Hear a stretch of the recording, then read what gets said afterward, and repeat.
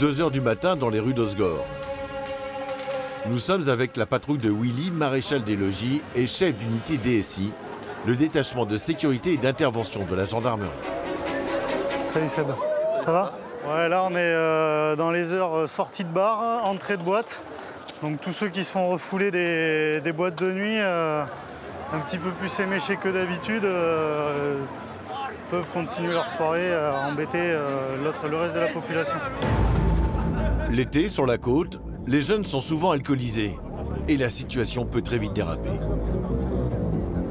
Il a trop bu ou il a pris une patate? Ils se sont soignés. Apparemment, ils se sont télescopés. Oui. T'as deux mecs qui chauffent apparemment. Une rixe est en train d'avoir lieu entre deux jeunes. Hé, allez, venez là. Venez là, venez là. Qu'est-ce qui se passe? Le père de l'un d'eux est intervenu pour défendre son fils et visiblement, lui aussi, paraît très alcoolisé. Restez là. Asseyez-vous, il est là. Asseyez-vous, prenez-le et calmez-le. Je crois que j'ai mal parlé à son fils. Pas du tout. L'agresseur présumé, un jeune homme à peine majeur, aurait en fait réagi à une première insulte. Viens. Un fils de c'est quelque chose. Mais au bout d'un moment, faut ça sort par l'autre. Fils de c'est quelque chose. Nous, si on s'arrête à ça, on rentre dans tout le monde. Ah oui, ça. Bon, alors, c'est pareil pour tout le monde. De l'autre côté, le maréchal des logis tente de calmer le fils et son père trop alcoolisés. Il tombe au sol. Ça va? Il va commencer par fouiller le jeune homme pour vérifier qu'il ne détient pas de stupéfiants ou rien d'illégal. Mais ça dans mes poches, qu'est-ce qu'il y a? Déjà, vous avez baissé d'un ton. Là, faut le ramener, quoi. Là, faut le ramener, parce que sinon, moi, j'ai d'autres choses à faire que ça. Sincèrement, écoutez-moi, pardon. Voilà. Il n'y a pas de problème. Votre fils, vous le récupérez, Voilà. ok, et vous passez par là-bas. Il n'y a pas de souci. Si je vous revois, on finit en dégrisement. Il n'y a pas de souci. Vous, c'est pareil, je veux pas vous revoir. On est d'accord? Les gendarmes ont réussi à ramener le calme, mais leur répit va être de courte durée. Quelques mètres plus loin, les collègues de Willy ont déjà plaqué au sol un individu surexcité qui insulte copieusement les forces de l'ordre. Hé, mets-lui les menottes. Mets-lui les menottes.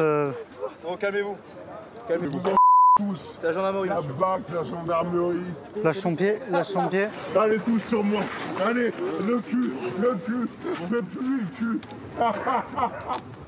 L'homme passe de l'insulte au rire pendant son interpellation. Il ne prend pas la mesure de la situation. Willy prévient immédiatement l'officier de police judiciaire. Ouais, c'est DSI Osgore. Est-ce que tu peux me passer l'OPJ de permanence, s'il te plaît, pour une IPM? Une IPM, une ivresse publique manifeste. Cela suffit aux gendarmes pour placer le prévenu en garde à vue. Pierre, on le monte à la voiture. Vous êtes ridicule. Allez, ouais, allez, venez. Je suis pas trop doucement. On y va. Doucement, piano, voilà, piano, on y va. J'ai un individu très énervé, en état alcoolisé.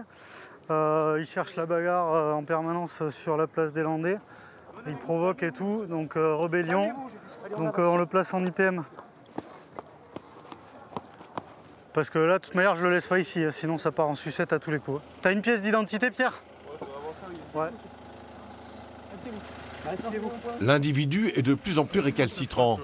Il va finir par s'en prendre physiquement aux gendarmes. Allez, on l'a fait. Oh, il m'a mordu. Le con, il m'a mordu. Mais bien sûr que je t'ai mordu, tu mets un coup de poing. Mais non, tu mets pas un coup de poing. Mais tu crois que ça tu vas faire quoi? Allez, arrête.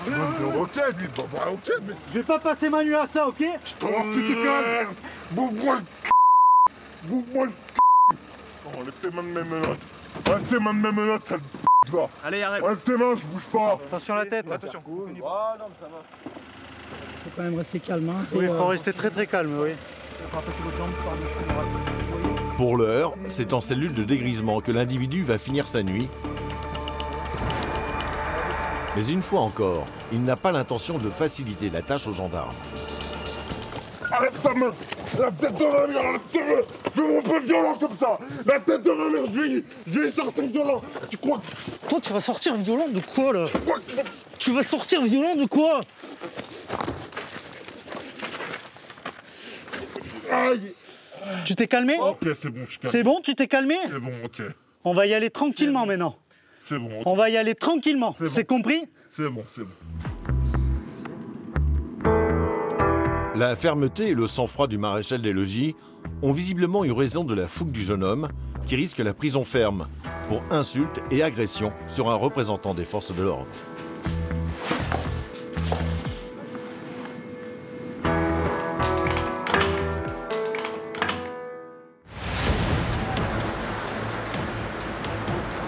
À Osgore, la plage est l'une des plus belles de France. Réputée pour son spot de surf et ses nuits festives, la ville attire plus de 40 000 visiteurs l'été, 10 fois plus que le nombre d'habitants. Mais pendant les vacances, c'est toute la côte qui est prise d'assaut par les touristes. Chaque année, ils sont 13 millions à venir en profiter. Des Landes au Pays Basque, les forces de l'ordre effectuent 3 fois plus d'interventions que durant le reste de l'année. Sur l'eau, elles doivent gérer les infractions des touristes ou leur porter secours quand ils sont en perdition. Il ne faut pas rester ici. Jérôme est le chef adjoint de la brigade nautique d'Arcachon. Il connaît parfaitement les pièges du bassin. Aujourd'hui, on va plonger sur un bateau qui a coulé hier soir. On va commencer par vérifier s'il n'y a personne dans le bateau. Il est accompagné de Dominique, gendarme réserviste, appelé en renfort en juillet-août. Désolé de vous déranger. On est là pour les secours, hein. À la base hélico, le PGHM, le peloton de gendarmerie de haute montagne, effectue l'été entre 2 à 3 missions aériennes par jour. Il vient secourir les randonneurs victimes d'accidents ou de fractures. Mais quand l'hélico ne peut plus passer, Aurélien doit connaître parfaitement les chemins escarpés des Pyrénées pour évacuer les victimes de jour comme de nuit. Il y a quand même des beaux ravins, c'est bien raide à côté. Il y a le chemin qui est bon là, mais à côté, si ça dérape, c'est sûr que ça part loin. Donc... Pour venir appuyer les effectifs des brigades territoriales, près de 220 gendarmes sont appelés en renfort.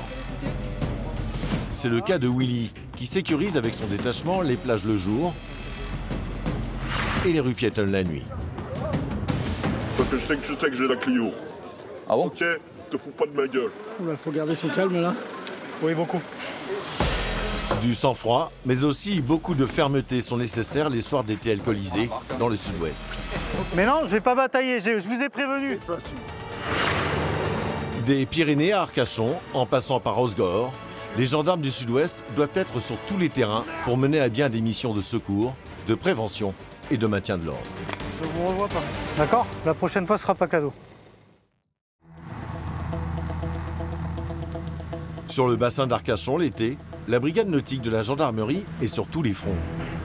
Il faut dire qu'avec l'arrivée massive des estivants, les missions des gendarmes de la mer sont particulièrement vastes. Aujourd'hui, c'est Thierry qui est le chef de la patrouille maritime. L'équipe n'est même pas sortie du port qu'elle constate déjà une première infraction juste sur le quai d'en face.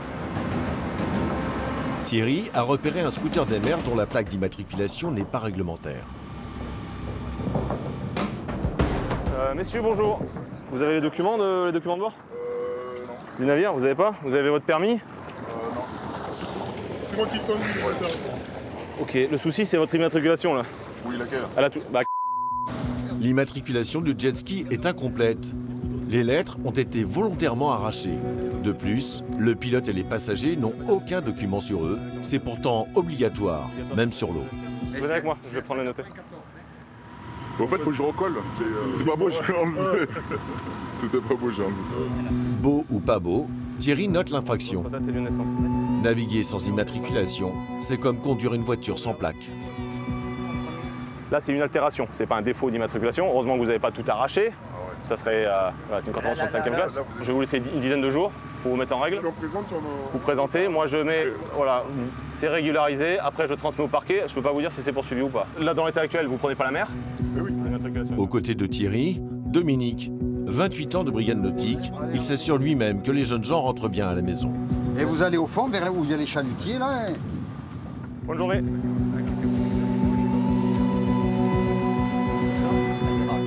Oui, Cross-Aitel de Golf 1108 pour vous signaler appareillage vedette, surveillance secteur bassin d'Arcachon, 4 militaires à bord. Si la brigade nautique navigue pour contrôler les usagers de la mer, elle a également des missions de secours. Et entre voiliers, véhicules à moteur et planches à voile, elles sont nombreuses. Pour chaque sortie sur le bassin, on prévient le CROSS-AETEL, le Centre régional d'organisation des secours en mer. Après, charge à eux, pour quelque événement que ce soit en mer, de nous activer. Sur le bassin d'Arcachon, les courants peuvent parfois piéger les vacanciers. Un touriste à planche à voile va la prendre à ses dépens. Thierry repère assez rapidement un véliplanchiste un peu trop loin des côtes.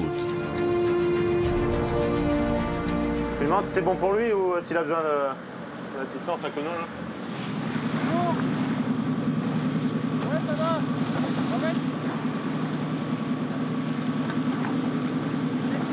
C'est par là-bas.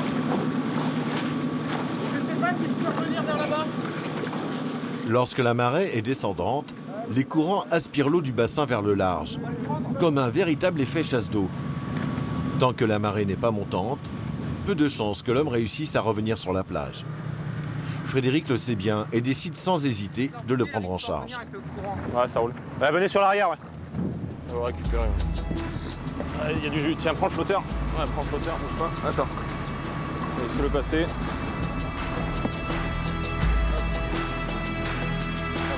Le touriste reconnaissant a compris que l'intervention de la brigade nautique lui a permis d'éviter le pire. Je me suis fait avoir par le bassin d'Arcachon.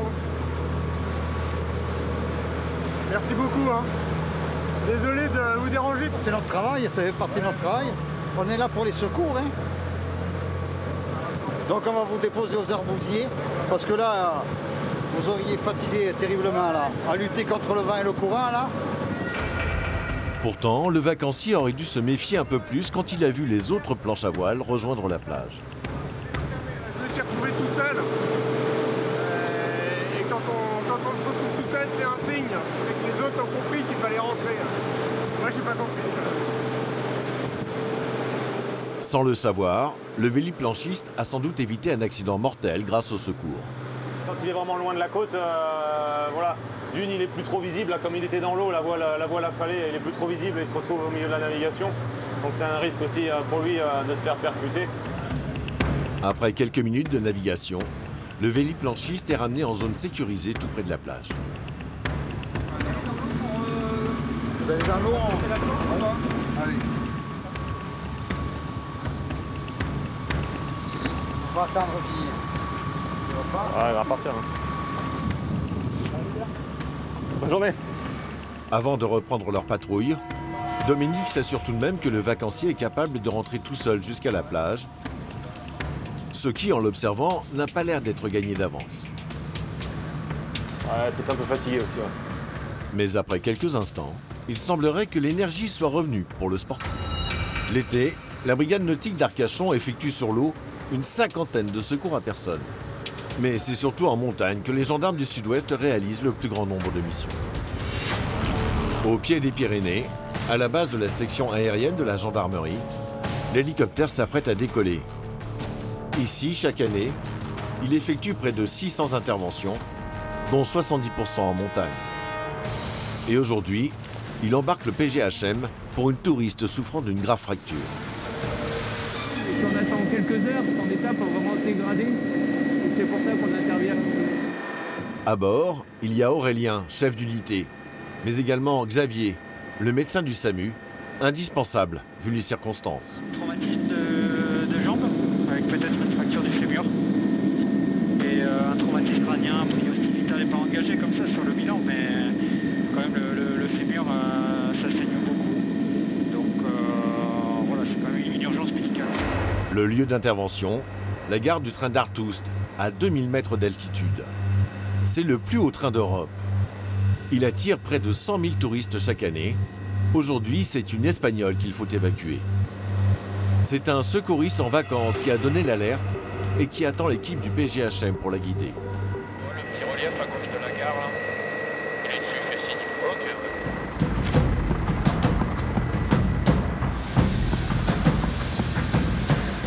Elle a la tête, elle a 80 ans, elle a un trou de 88 et une sape de 80 ans. Un trou de 86 et 88 de sape. Venez passer par là, suivez-moi. Suivez-moi. Je vais fermer. L'homme a déjà fait les gestes de premier secours avec des bandages. Je suis secouriste l'hiver, donc je me suis permis. Voilà. Heureusement que vous étiez là alors. On fait ce qu'on peut, on essaye d'être un maximum réactif et de porter assistance aux personnes. Elle a été blessée, puis en descendant, elle a trébuché, je suppose, et malheureusement elle est tombée. Bougez les orteils. Je pense qu'on veut lui mettre la telle simplement. Xavier examine rapidement la touriste espagnole et très vite, il constate qu'elle doit être hospitalisée rapidement. Elle présente une très grosse plaie ouverte. Une plaie du genou, un traumatisme cardiaque bénin, mais voilà, je l'ai pas dans... Vous pouvez lui dire, on va la transporter. On va la transporter à l'hôpital pour lui faire des radios et probablement qu'il faudra qu'elle passe au bloc opératoire pour sa plaie. C'est une plaie importante quand même. Oui, on voit l'os. Attendez, mettez. Voilà. En tout cas, c'est pas un fémur comme ce qui était suspecté. C'est de la madame. Donc, on déporté. pas d'urgence à la perfuser en dehors de lui traiter la douleur. Docteur, le train arrive. Est-ce que vous voulez qu'on l'arrête pour passer? Dites-moi. Après, ça va être très serré. Ah ouais, arrêtez-le parce que sinon ça va être chiant à passer. Ouais, nous on part de suite là. Voilà, moi je suis là. Si vous pouvez nous donner un coup de main aussi pour porter. Le secouriste en vacances a eu un bon réflexe d'anticiper l'arrêt du train pour éviter une longue perte de temps à l'équipe. Attends, hop. Mais voilà, à peine installée dans l'hélicoptère, la dame a une envie pressante. On a combien de temps à l'hôpital? Dans une vingtaine de minutes, à 15 minutes de vol. Plus 20 minutos. Si no es posible, aquí. Pendant le vol, la victime est parfaitement conditionnée pour ne pas souffrir, mais son visage pourtant reste tendu. Et au bout de 20 minutes, l'appareil se pose enfin à l'hôpital de Pau. La touriste espagnole est soulagée. L'équipe médicale la prend immédiatement en charge. Elle a réussi à se retenir. Xavier prévient le personnel. Le plus urgent, c'est de la mettre sur le bassin en fait.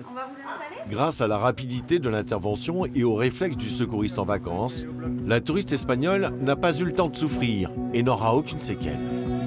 Elle va pouvoir se reposer tranquillement et se remettre. Pour vous, c'est prêt à partir? Oui, n'importe quel moment. Si jamais on est rappelé sur un autre secours, qu'on soit prêt à intervenir.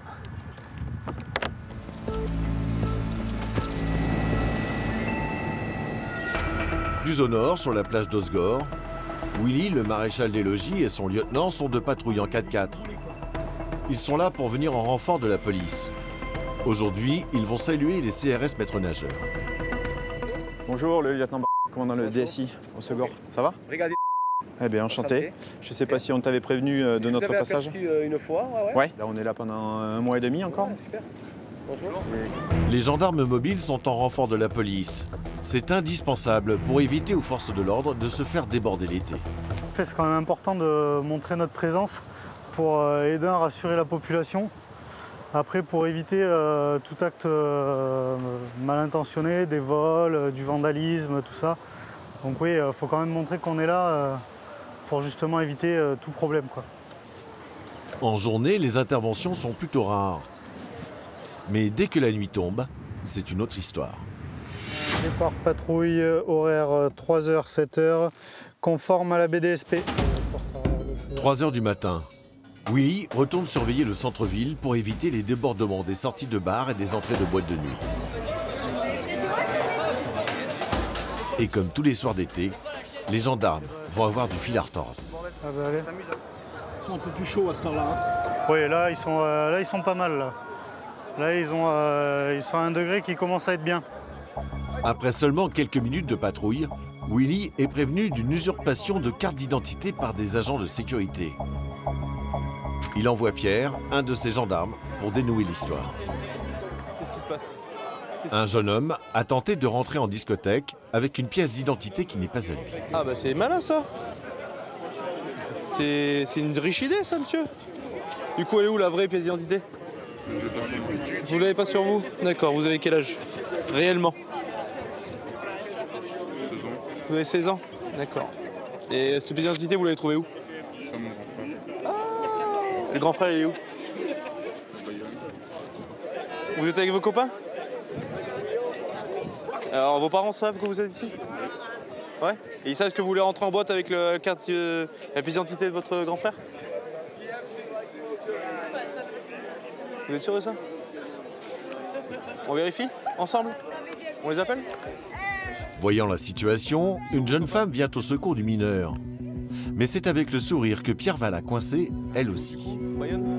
Vous avez quel âge? Nous, moi j'ai 18 ans. Et votre camarade? Quel âge il a? Camarade, il a 21, ok, donc vous mentez aussi, vous êtes dans la trombine. Donc... Ses amis minimisent les faits et prennent la situation à la rigolade devant les gendarmes. On était en boîte, on est venu chercher notre pote. C'est notre ami. Vous voulez le faire rentrer? Bah, on voulait bien qu'il rentre avec nous, forcément, c'est notre pote. On voulait pas laisser 16 ans, 18 ans, Ça, c'est illégal. Vous le savez quand même? C'est usurpation d'identité.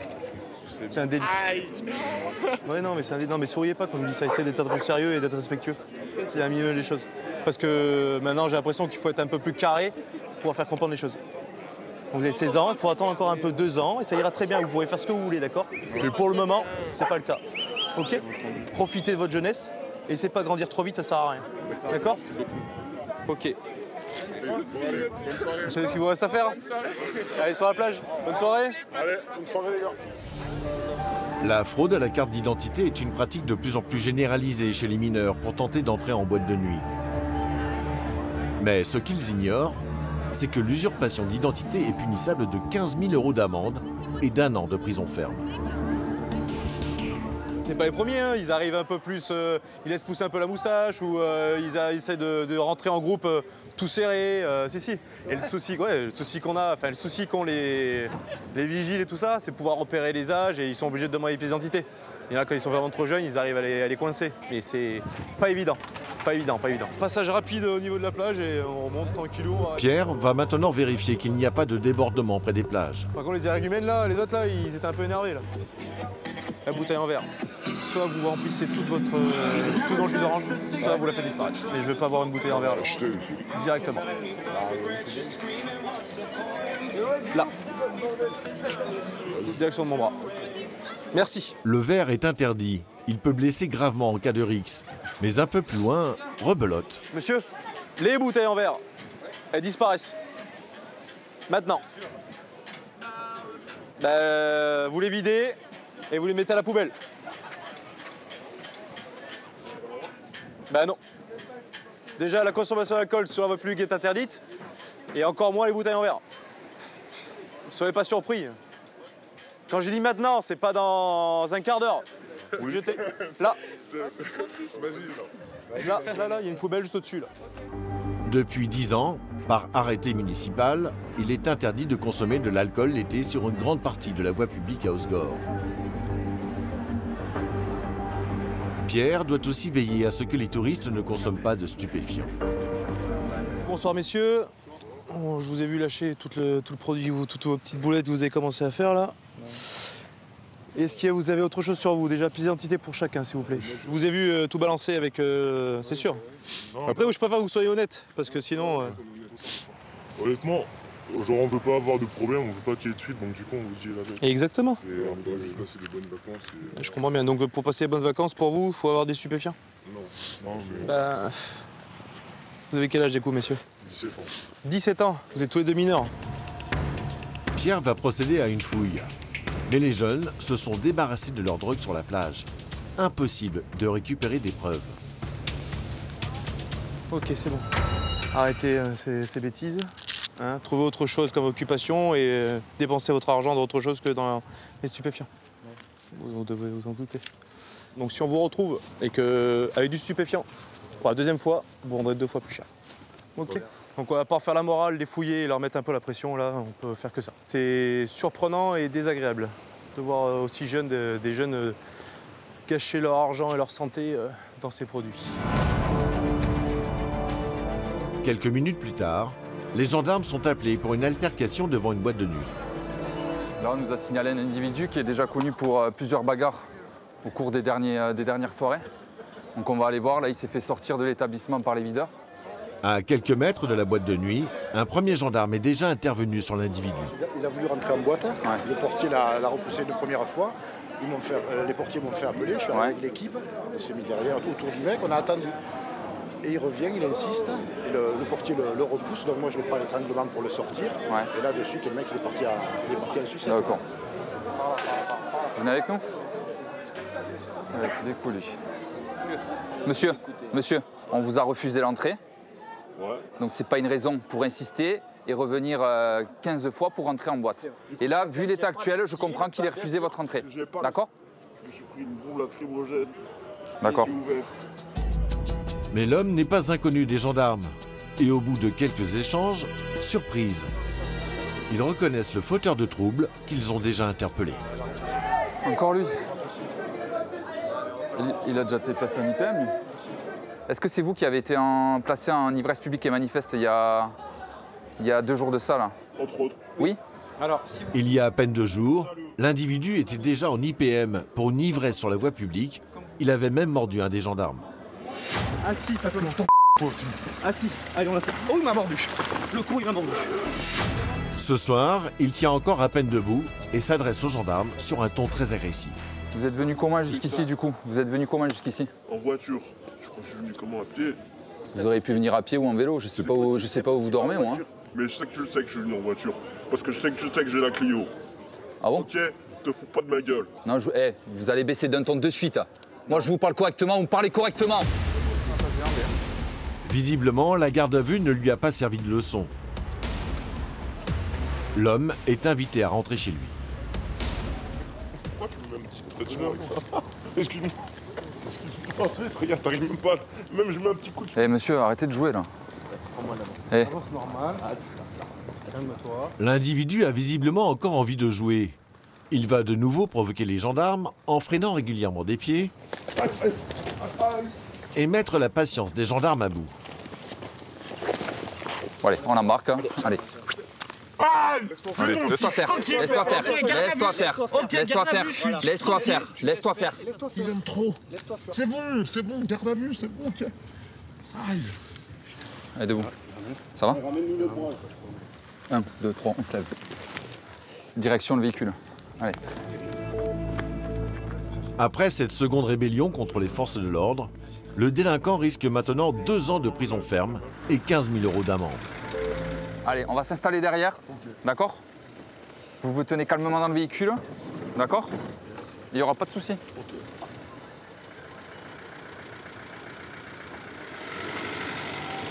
On va à la brigade, il est placé en IPM. Retour avec Willy et Pierre. Une bagarre a encore éclaté et les gendarmes tentent de calmer la situation. Mais je t'en veux pas. C'est tranquille, tu vas me faire chier. Comment ça? Bonsoir, vous venez avec moi au camion. 2 hommes qui visiblement avaient besoin de se soulager commencent à se provoquer. Le mec me dit, pourquoi tu vas pisser? Il commence à m'embrouiller. Et il commence à me taper dessus. L'histoire n'est pas très claire.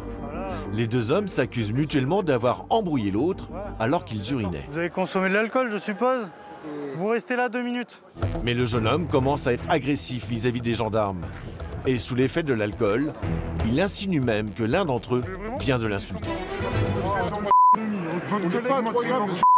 D'accord? Alors maintenant, je vais pas batailler, je vous ai prévenu. C'est facile. Oh, je vous ai prévenu avec votre pote là.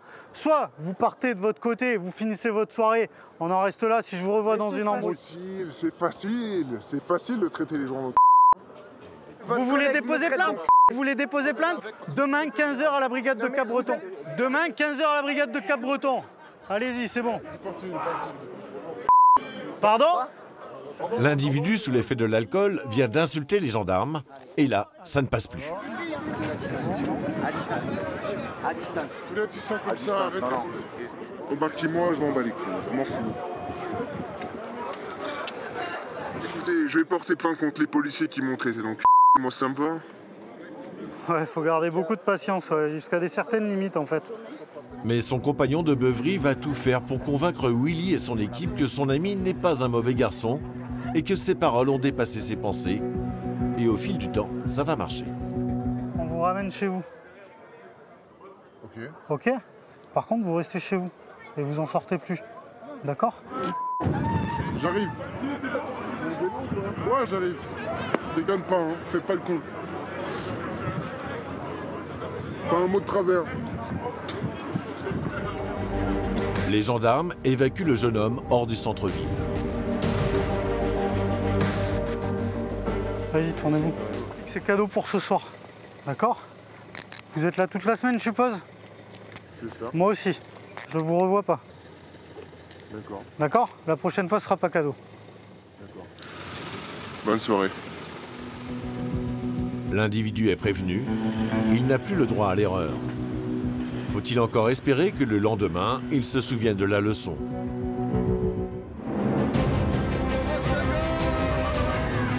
Alcool, fêtes, plage et sport nautique. Voici les activités essentielles des vacanciers l'été sur la côte atlantique. Si le DSI s'occupe des nuits mouvementées, le jour, la brigade nautique, elle, veille à la sécurité des plaisanciers et parfois, elle est en enquête judiciaire. Ça passe avec le col? Ouais. Aujourd'hui, on va plonger sur un bateau qui a coulé hier soir. Les gendarmes viennent tout juste d'apprendre par son propriétaire qu'un voilier est au fond de l'eau, sans aucune autre forme d'explication. On va commencer par vérifier s'il n'y a personne dans le bateau. C'est vraiment, ça fait partie de la priorité. C'est vraiment, ça paraît élémentaire, mais comme on peut le faire sur des véhicules, malheureusement, parfois, on a des mauvaises surprises. Donc, vérifier vraiment qu'il n'y ait personne dans l'eau. Nous sommes avec Jérôme, adjudant-chef, 10 ans de brigade nautique, dont 3 passés à celle d'Arcachon. C'est le commandant adjoint de l'unité. Il doit s'assurer qu'il n'y a aucun acte criminel derrière cette histoire et qu'aucune victime n'a sombré avec le bateau. À la brigade, tous les gendarmes sont plongeurs enquêteurs. Ils vont donc inspecter l'épave. On essaie de repérer avec le sondeur le relief du bateau au fond. Normalement, on devra discerner vraiment une cassure, une forme qui dépasse. Voilà, dans l'alignement de celle-là, impeccable. Ouais, c'est peut-être ça, c'est ça. Ouais. C'est ça, hein? Ouais, vas-y, ouais, c'est ça. Vas-y, pioche, c'est bon. Bon, allez, c'est parti. Ah, c'est bon, vous avez trouvé là alors, Jérôme? Ouais, c'est bon. Ouais, enfin, on va confirmer vraiment l'écho là que l'on a eu avec le sondeur, mais je pense que c'est ça. Ouais. Le sondeur est formel. L'épave est bien ici, à 10 mètres de profondeur. Les gendarmes marquent la position avec une bouée lestée. Ils auront ainsi une ligne de vie pour se repérer.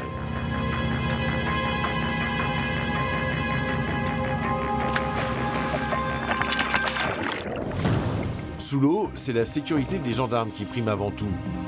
La progression doit rester méthodique. La visibilité est quasi nulle.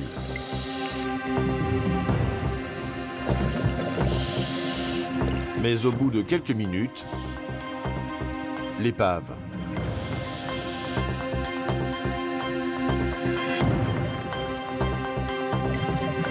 C'est un voilier de moins de 7 mètres en parfait état. Tout est encore en place.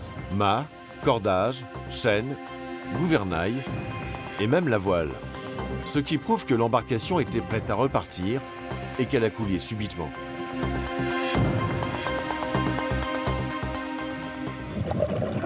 Jérôme est à 14 minutes de plongée. Il a encore le temps d'entrer dans l'épave.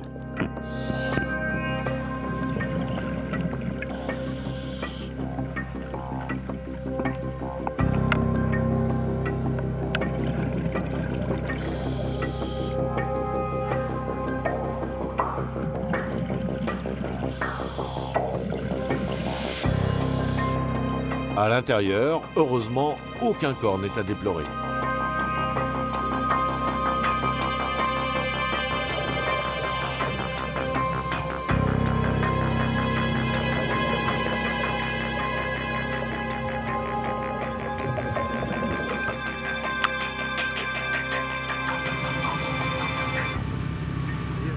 Alors? Donc il n'y a personne dedans. Et après, non, encore une fois, après, il n'y a pas de... Il n'y a pas de traces de choc, il y a d'avarie, Nous, on n'a pas noté de particularité. Donc, est-ce qu'il a pris l'eau par rapport au passage d'un bateau qui a fait une vague ça nous paraît un petit peu... voilà. Alors ensuite, vu qu'il est couché sur son flanc gauche, c'est vrai qu'on ne peut pas avoir l'intégralité de la coque. Peut-être qu'il y a une voie d'eau quelque part, mais après... voilà, ça sera vu lors de la sortie du bateau sur le chantier. Pour la suite de l'enquête, le bateau va être renfloué pour déterminer au sec la cause réelle du naufrage. Cette fois-ci, les dégâts ne sont que matériels, mais ce n'est pas toujours le cas. Là, c'est une plongée, on va dire, sympathique hein, sur le bassin d'Arcachon. Malheureusement, des fois, oui, les recherches s'avèrent un petit peu plus macabres. Ça fait partie du travail. Le métier de plongeur en gendarmerie cumule beaucoup de fonctions. On est enquêteur subaquatique, on fait un travail judiciaire dans l'eau qui est passionnant. Retour à la brigade, Jérôme doit informer le propriétaire de ses constatations. Oui, bonjour monsieur, c'est la brigade nautique d'Arcachon. Je vous appelle car on est intervenu sur votre bateau, on a plongé ce matin. Il y a une partie de la coque qu'on n'a peut-être pas non plus voir, mais maintenant, s'il y a une trace de choc après qui apparaît dès la sortie de l'eau du bateau, bah, vous nous prévenez. Hein, on viendra voir, on fera des recherches, on essaiera de voir ce qu'il est possible de faire à notre niveau, évidemment, parce que là, ça veut dire qu'il y a un tiers qui rentre en jeu et qui a provoqué vraiment l'accident, quoi. Hein. Quelques jours plus tard, Jérôme apprendra que le bateau a coulé suite à une voie d'eau due à l'usure. Rien de criminel donc. Direction maintenant l'autre côté de la baie, le long des parcs ostréicoles. L'été, les plaisanciers s'en rapprochent régulièrement un peu trop près. Ils y posent même parfois leur ancre. Comme ce bateau, et c'est interdit, car il faut préserver l'activité des professionnels de la mer. Bonjour. Faut pas rester ici. Faut pas rester ici, hein. Il ne faut pas rester ici. Comment? On va essayer de le contacter. Voilà. Merci.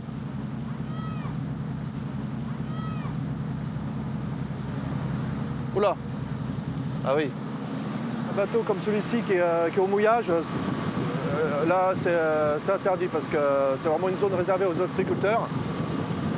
Ils doivent être à au moins une vingtaine de mètres des parcs. En plus, il y a toujours une suspicion de vol possible d'huîtres dans les parcs. Donc voilà, ils n'ont rien à faire ici. Ça peut arriver? Ça arrive. Ça arrive. Pas en grand volume de la part de plaisanciers, mais ça peut arriver. Le vol d'huîtres est quasi institutionnel dans le bassin d'Arcachon. Chaque année, 3,5 tonnes en moyenne disparaissent. Des vols réalisés plutôt l'hiver, à la période des fêtes et entre professionnels. Mais l'été, c'est aussi très tentant pour les estivants. Alors, Jérôme va quand même attendre le retour du mari pour bien vérifier qu'il était en pêche de coque. Vous m'entendez? Bonjour. Je vais vous demander de venir à coupe pour effectuer un contrôle. Merci. Juste déjà, je vais regarder s'il vous plaît là, le contenu de votre pêche. Vous connaissez la réglementation? L'homme a bien pêché des coques, mais là aussi, il y a des règles. Elles ne doivent pas faire moins de 4 cm de diamètre. Bon, ça c'est bon. Par contre, il y en a d'autres, je pense pas. Il faudrait que je vérifie un échantillon. C'est un peu limite. Hein. Je sais pas que c'était 4 cm.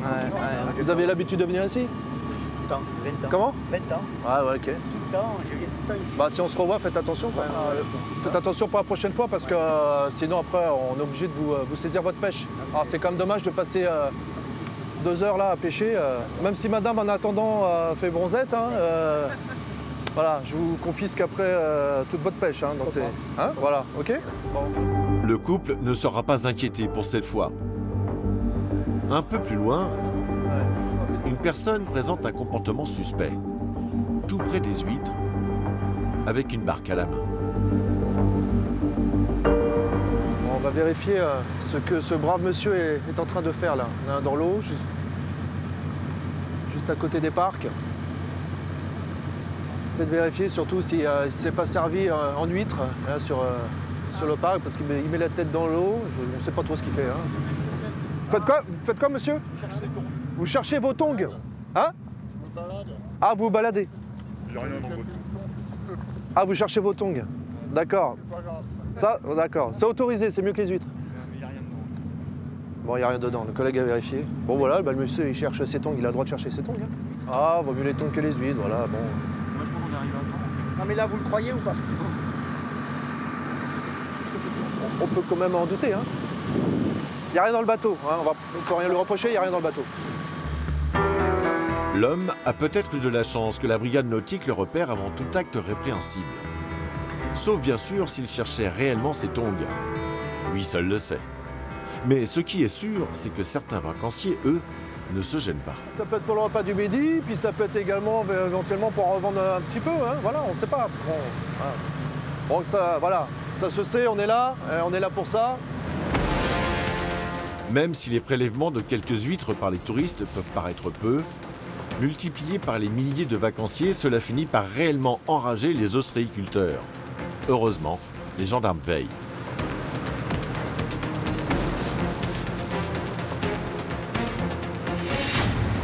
Retour avec le PGHM. Xavier et Aurélien sont appelés une deuxième fois pour une fracture, mais les choses se compliquent. Le temps est très couvert. Pas sûr que l'hélicoptère puisse les déposer sur le lieu même du secours, au refuge de Pomby, à 2000 mètres d'altitude. Ouais, non mais c'est sûr. De toute façon, c'est sûr qu'on marche là. Hein. Ah mais il n'y a pas photo quoi. Quand tu vois le relief. Là on est parti pour un bon chantier là. On va le refugier dans les nuages. Ah ouais, de toute façon, on dépose nous le plus haut que tu peux.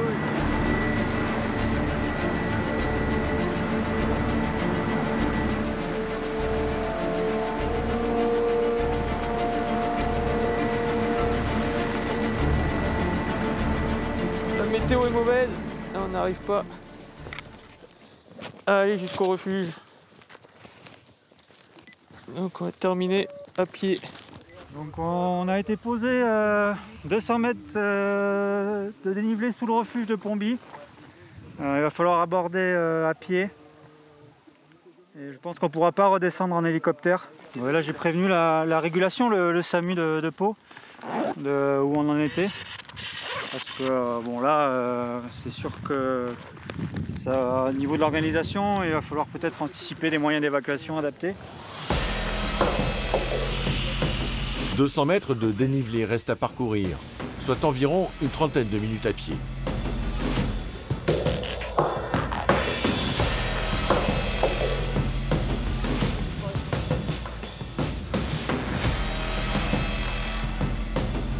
Et au bout d'une vingtaine de minutes seulement, les secouristes arrivent au refuge. La victime, encore un Espagnol, mais un randonneur cette fois-ci, est allongé sur le sol. ¿Sabes más o menos a qué hora? Las 3 heures. 3 heures. Sensibilité? Oui. Quand te toca? Lo sientes. L'homme ne peut plus bouger et il a mal. Xavier ne va pas tarder à donner son diagnostic. Une fracture luxation de cheville. Tu shootes là je suis obligé, il faut lui réduire, on ne peut pas le laisser comme ça, autrement il y a un risque pour son pied là. Ouais, ça marche. Et il faut le redescendre ce soir. Ouais, ok, bah je vais contacter. Le médecin urgentiste va devoir réduire, autrement dit réaligner la cheville avec la jambe. Sans cela, la victime pourrait garder des séquelles à vie. Je sais pas. Il y a un risque pour sa jambe. Ouais. Donc là, l'urgence, c'est de lui remettre la cheville dans l'axe. Ça, c'est un geste qui est très très douloureux. Donc là, on va être obligé de lui faire, pas une anesthésie générale, mais vraiment des médicaments pour lui faire passer la douleur et l'endormir un petit peu.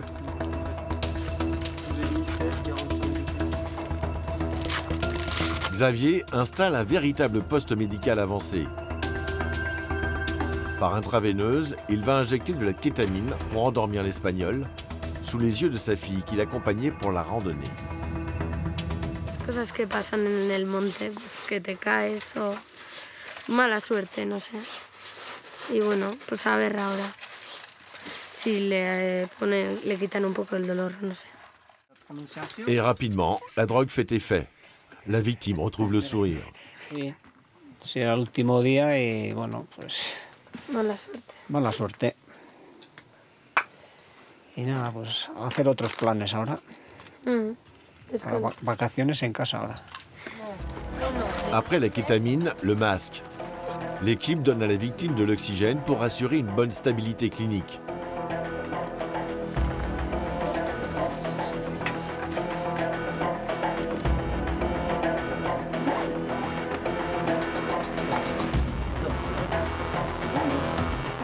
La kétamine provoque de la somnolence chez le patient. Il est temps pour le médecin de réduire la fracture.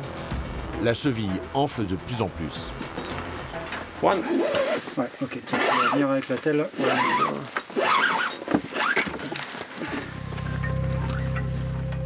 Je tienne la jambe. Loïs, ça vient. Je tienne la jambe.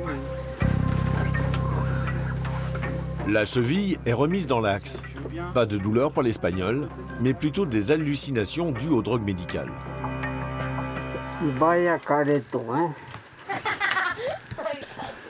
Qu'est-ce qu'il a dit? Que le visage... Quoi? Que les visages sont un peu déformés. Ah ouais, c'est normal, c'est les médicaments. Ça. La cheville est remise dans l'axe. Elle était vraiment bien luxée.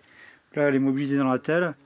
Il ne devrait plus avoir trop mal, mais je préparais un peu de morphine pour la redescente, parce que comme un brancard ça va secouer, il risque d'avoir mal, donc régulièrement je lui ferai un peu de morphine.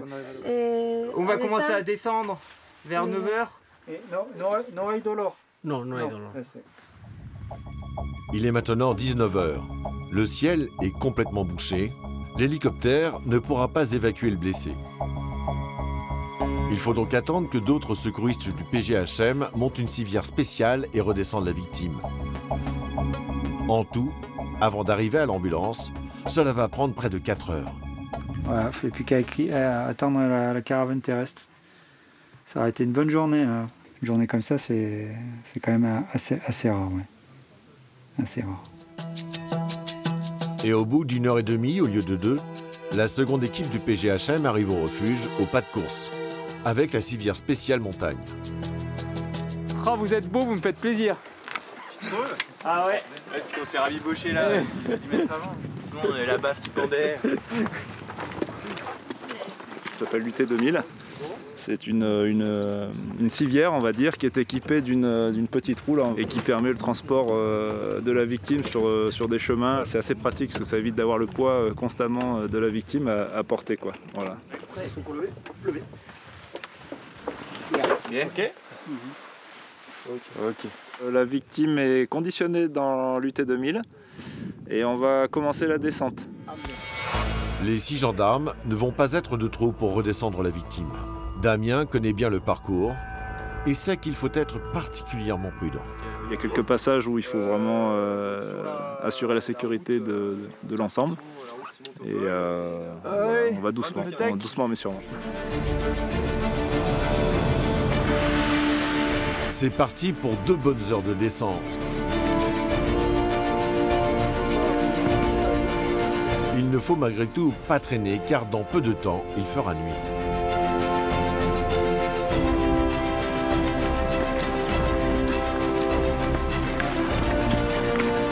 Mais avant de franchir les passages difficiles et dangereux, petite pause pour les secouristes. On s'arrête les gars, parce que le médecin va... Tu pousses un peu la seringue. Faire un peu de morphine. Xavier injecte une dernière dose de morphine, utile pour la douleur mais aussi pour le stress.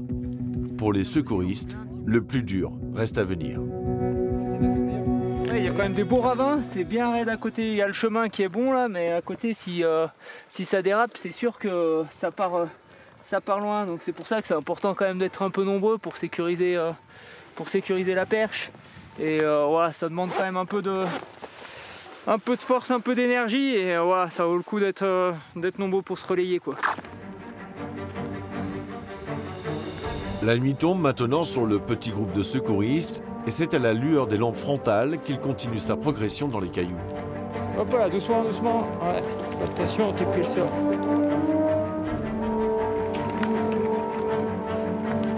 Tout stop, pause. Et au bout d'1 heure et demie de descente dans le noir, c'est enfin la délivrance. Le véhicule 4x4 de la gendarmerie est en vue. On a fait le plus dur. Là, on est dans la voiture.